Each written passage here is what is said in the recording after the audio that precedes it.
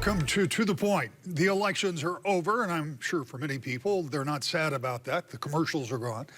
But let's talk about what it means. After the election will come new organization in Washington and in Lansing. That's where we began with Representative-elect Stephen Wooden. Congratulations, first of all, on winning your race, and thanks for coming in and doing this. Of course, thanks for having me, and looking forward to serving the great people of the 81st District in the coming term. Now, you had an unusual circumstance. In fact, we had two of these in our viewing areas where two sitting members decided not to seek re-election even though they could. In both cases, they were Democrats. In both cases, Democrats replaced them. So to that degree, there was no change in the makeup. And those districts are pretty reliably Democratic districts. So with all of that, no particular surprise. Still, two new members, pardon me, who have not previously served in the House, though you were just telling me you were a staffer, what, a decade ago, yeah. Something like that.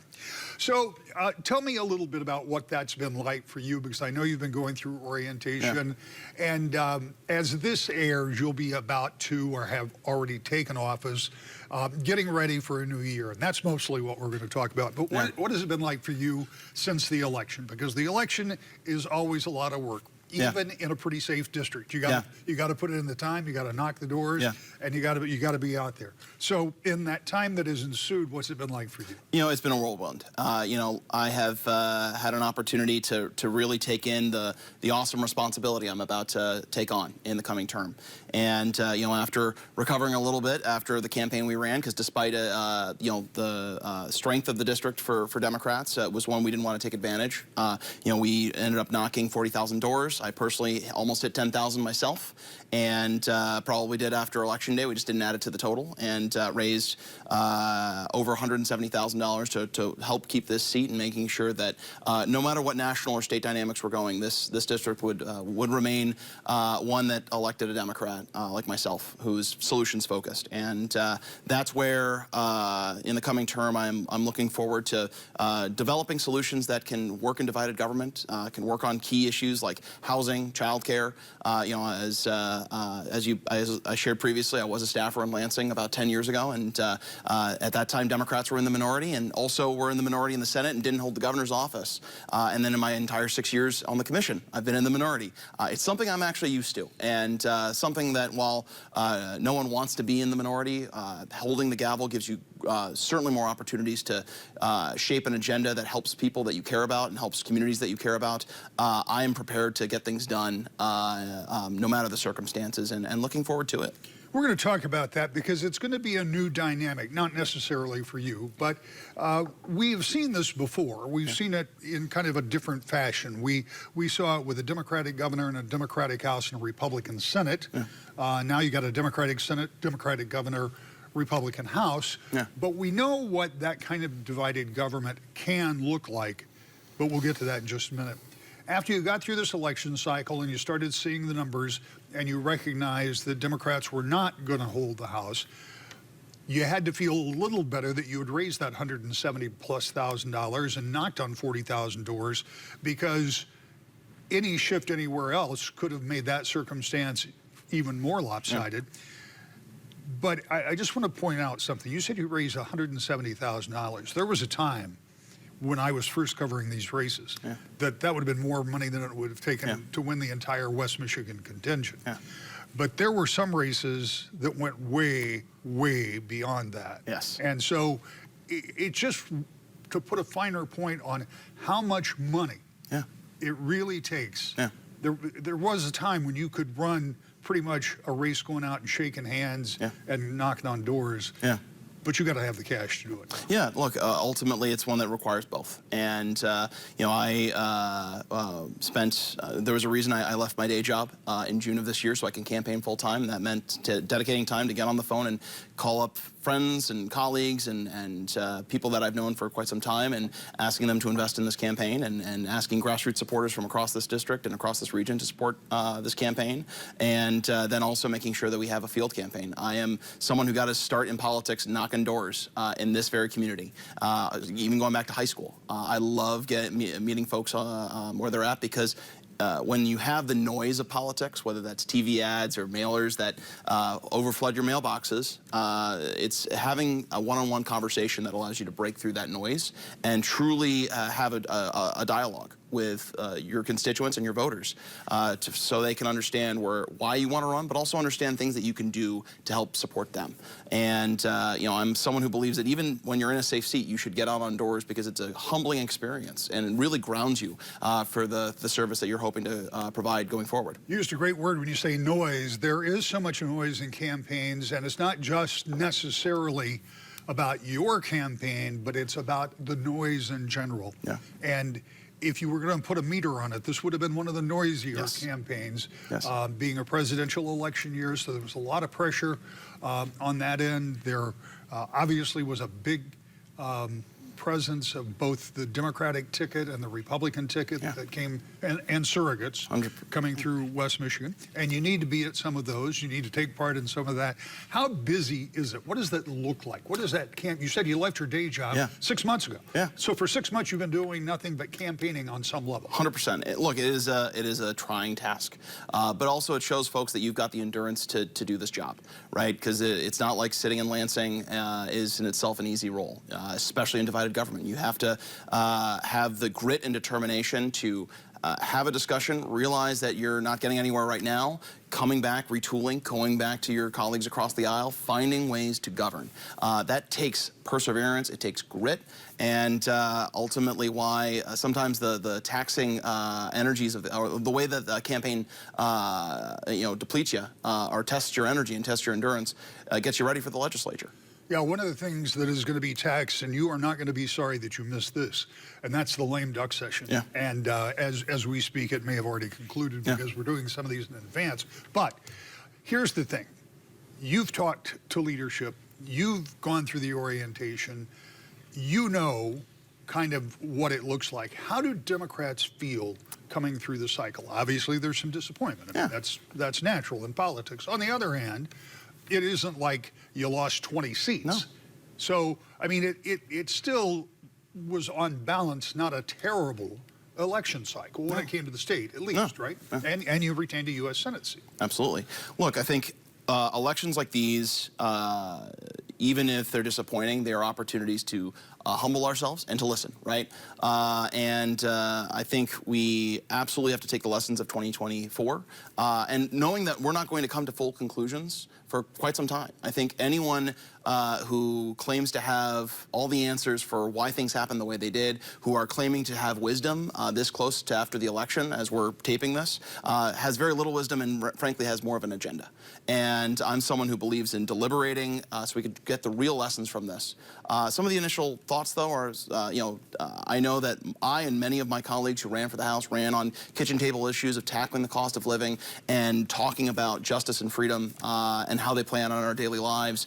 But clearly that didn't get through the noise. And I think time and again, there is a larger media ecosystem that's been generated by our friends across the aisle and our friends on the right who have caricaturized Democrats in a certain way. And we just have to do a better job at blunting through that and breaking through the noise. And it's one of the reasons why I'm a huge believer in field, because it's a great way of getting your sound through that noise, is having a one-on-one conversation with your neighbor. I certainly think we have to find more ways to build that out and building teams and organizations so that we can get through that ecosystem that unfortunately I think was just too noisy to get through for our sound to get through. One of the things that you talked about is not having an instant answer to whatever the problem may have been. Yeah. And that may be the best advice anybody can take at this point, because as you get into the first half of 2025 and you have a chance to step back and take a sober look at what happened, maybe then you can draw some conclusions. Yeah. But in the immediate aftermath of any election, all you can do is what you can with what you've won. Yes. Which is what we're going to be talking about in the second half of this show. But one of the questions I would ask you, I'm not asking you to throw anybody under the bus, but a lot of the messaging that House members and those who were running for the House got was reflected light, because it was the national conversation Yeah. that was being promoted in every break, in every show, in every hour of the day. And when, as you say, the other side says Democrats and they're pointing towards the national ticket, that does have a bit of a shadow effect on you, right? Oh, 100%. Look, the old saying is all politics is local, and unfortunately we continue to have a more national political environment. That means that folks running for local and state office get swept up into it. And I also think, despite our national top of the ticket efforts to lead on cost of living issues, to lead on kitchen table issues, an ecosystem that's been generated over years just made it that much harder to blunt through. And I think we need to learn how to cultivate our own messaging strategy that can break through that. Again, I know I defer to Field, but I also think there's other ways that we can get through that sound. Finding ways to utilize relational organizing, where we can tell folks who are your 10 friends that are more persuadable, and sharing with them your personal feelings on this election, and tracking that so that we can truly get to folks where they're at. Because I think the current way of getting to folks is clearly not working. I'm going to ask you to look into a crystal ball for about 60 seconds, and then we're going to take a break. We're going to come back and talk about what you really want to talk about, and that's governance. Of course. But you are going into this office at a time, and for better or perhaps for worse, the campaign cycle never ends. Yeah. And the campaign cycle in 2 years in Michigan is going to be rigorous. Absolutely. Because all the constitutional office, all the Senate seats, all the House seats, in 45 seconds or so, tell me how much that you think will weigh on what happens in session in the next couple of years, because a lot of your colleagues are looking at running for something else or running again. I would be naive to say that it won't. I think it's most important. What's important is that we find ways to compartmentalize that so that we can still get things done. The voters, I think, if there's one thing I can glean from this election, is the voters are tired of inaction. They are tired of blame, and they would much rather see action. And ultimately, that means we have to accept that there are going to be political realities that are going to create headwinds. How are we going to get through them? How are we going to still find ways to govern effectively in divided government? And I'm excited to be part of it. When we come back, we're going to talk about those realities and what some of the things you'd like to get done. That all comes up next. To the Point.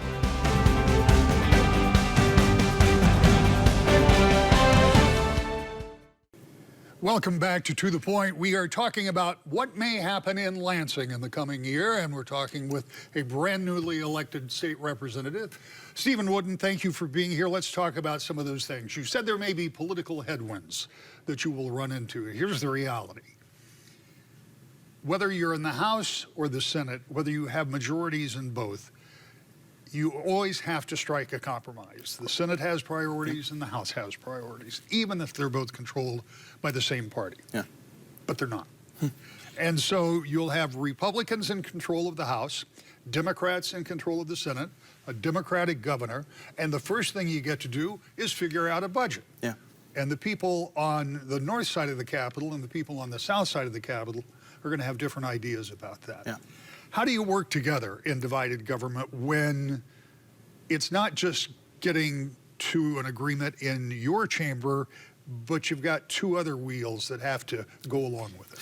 Look, I think we have to remind ourselves that the voters expect us to deliver results and expect us to bring a budget on time so that our local communities, our school districts can figure out how they're going to deliver key vital services. That means making sure we get a budget done on time by July 1st. And also knowing that compromise that's rooted in our values is no vice, and contention simply to attract attention to oneself is no virtue. And I'm someone who firmly believes that we have to deliver a budget that reflects the values of both chambers and the governor's office, because that ultimately reflects the values of this state. And certainly know that there will be negotiations, there will be times of tension, accepting those, being mature about that, being professional about it, and making sure that we have a budget that delivers those results so that we can all be proud of it. And I think that's something that all of us should be able to work on. It will be interesting, and I just want to make a little finer point. You talked about getting the budget done by July 1st. Now, historically it's had to be done by the end of September, and it still does, but the July 1st date was imposed after the first debacle between Republicans in control of the House and Senate and Governor Whitmer, because that budget went terribly awry. So they all got together and said, you know what, we're going to say to ourselves, we have to do this.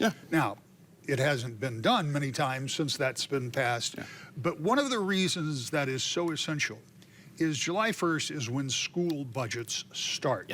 So if you don't get a budget done until the end of September, they go through their first quarter not knowing how much money they're going to have. That's a problem. No, look, the buck should stop with us, not with them.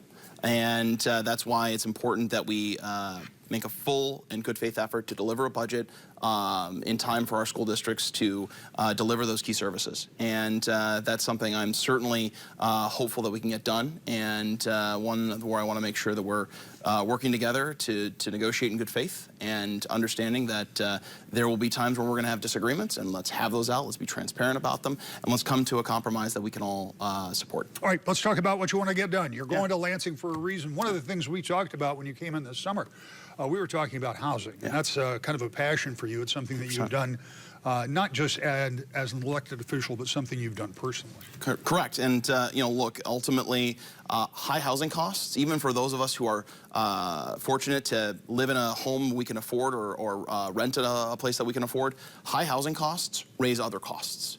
We've seen time and again, it is high housing costs and sticky rents that have kept inflation higher than it should be. And it all goes down to we simply do not have enough homes, and we don't have enough homes at multiple price points.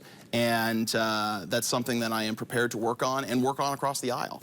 You know, when I was on the commission, I was able to get Democrats and Republicans on board for using some of our federal COVID relief dollars to initiate an affordable housing revolving loan fund.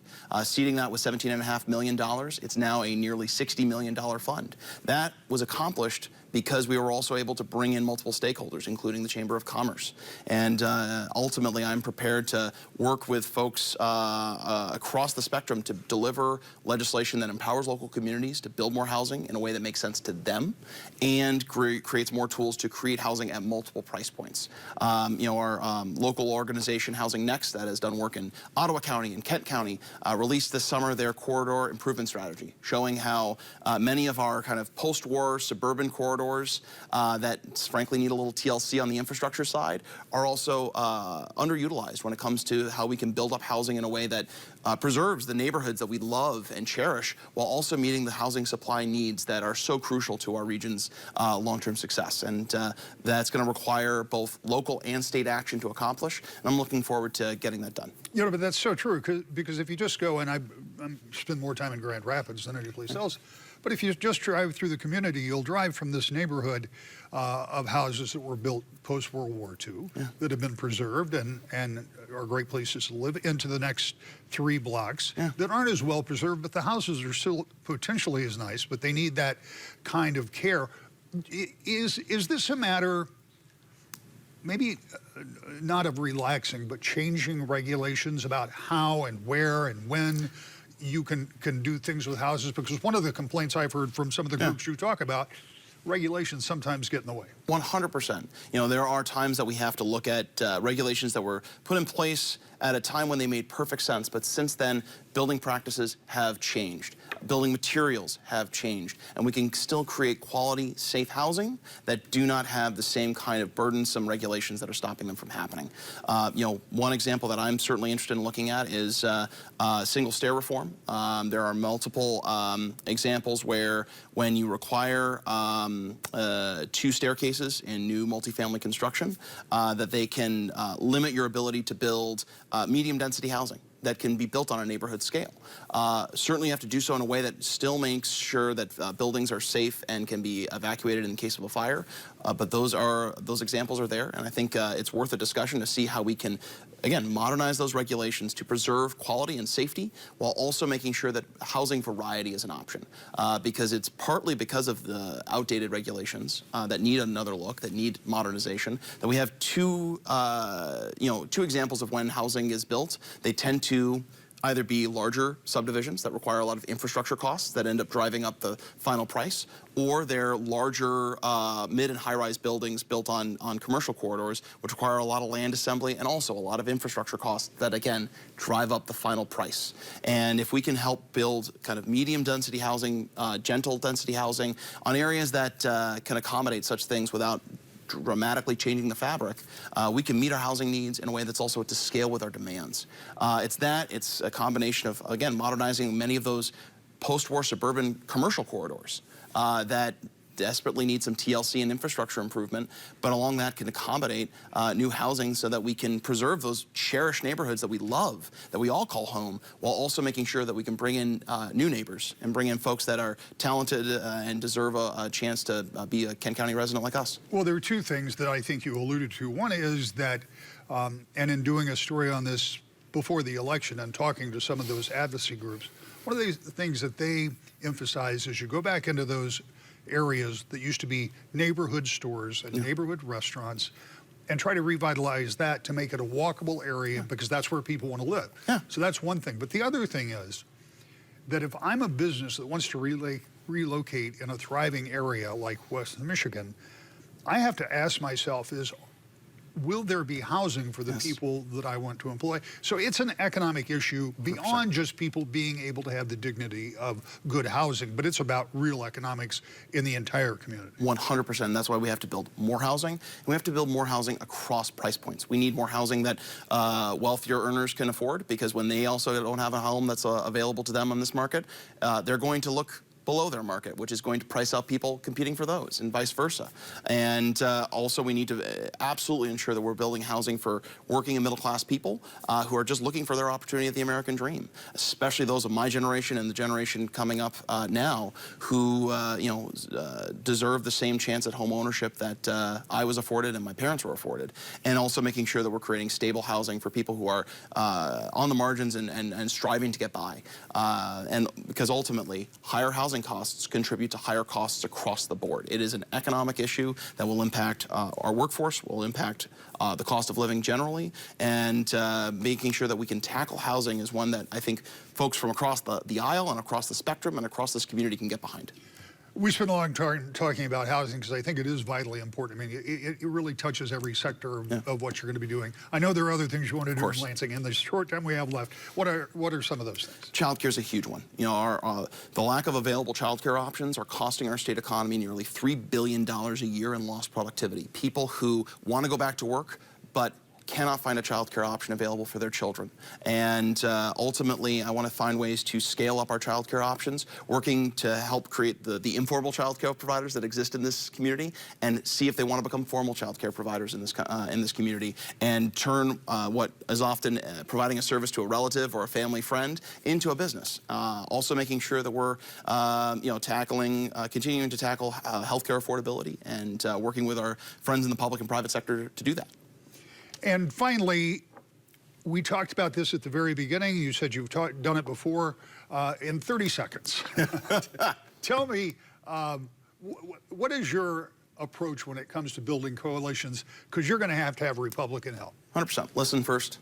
And seeing how folks are wanting to come to the table. I think, especially as a new member, I am going to be spending a lot of time listening to my future colleagues or my colleagues in the House and stakeholders to make sure that we can find ways to get together. We've got so much more to talk about. We're out of time. Thank you so much for being here with us. Congratulations again, and I hope you come back and see us. Thank you. Thank you. We'll be right back to the point.